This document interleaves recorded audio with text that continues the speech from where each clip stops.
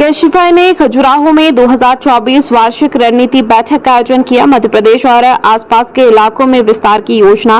खजुराहो मध्य प्रदेश, नवंबर 2024। भारत के सबसे बड़े री कॉमर्स प्लेटफॉर्म केशिफाई ने अपनी वार्षिक रणनीति तैयार बैठक का आयोजन इस साल खजुराहो मध्य प्रदेश में किया।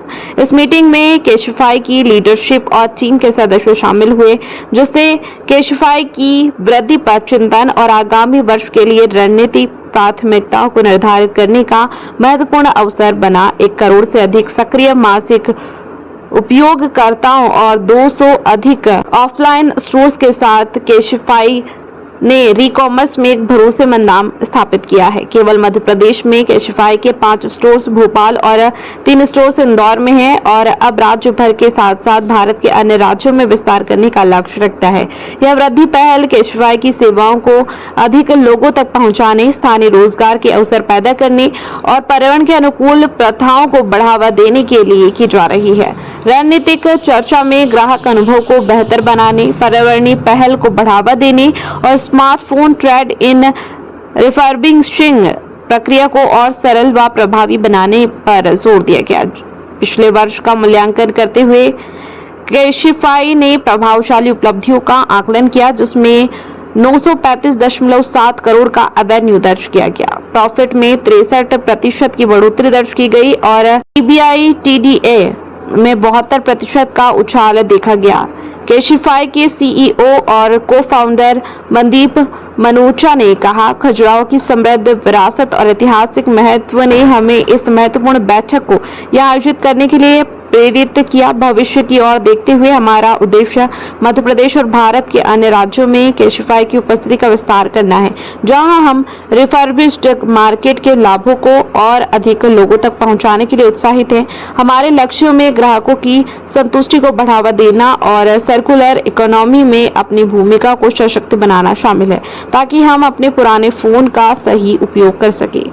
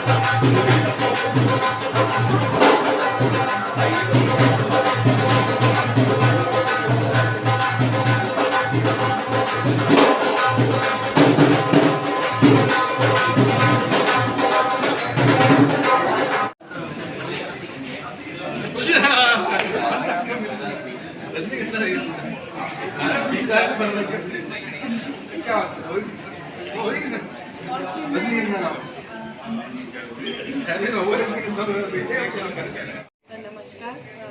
रेडिसन होटल में केशिफाई कंपनी की अपनी 2 दिवसीय कार्यक्रम है, जिसमें कि हमें भी अभी बहुत कुछ पता चला, जैसा कि सस्टेनेबिलिटी, पर्यावरण को जो नुकसान हो रहा है। तो मैं कहती हूँ इनका यहाँ पे आना भी हम बहुत थैंकफुल है कि हमें पता चला है कि पुराने आजकल क्या है कि गार्बेज जनरेशन और रीसाइक्लिंग जो है वो बहुत ज़रूरी है। तो जैसा इन्होंने बताया कि मोबाइल, लैपटॉप, जितने हमारे इलेक्ट्रॉनिक उपकरण हैं उनको एक बार रीयूज़ करके ये उसे बिल्कुल नया बनाते हैं।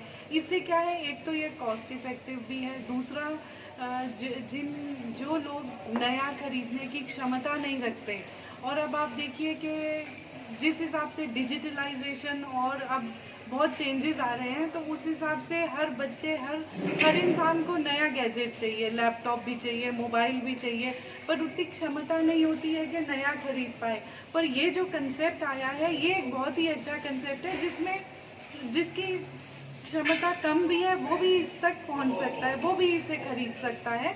और ये पर्यावरण के लिए भी एक बहुत, हम कहते हैं कि कार्बन फुटप्रिंट जो है वो इससे कम होगा और पर्यावरण के लिए, और ये एक बहुत ही अच्छा, मैं कहती हूँ कि उद्देश्य है और एक बहुत अच्छा स्टेप है।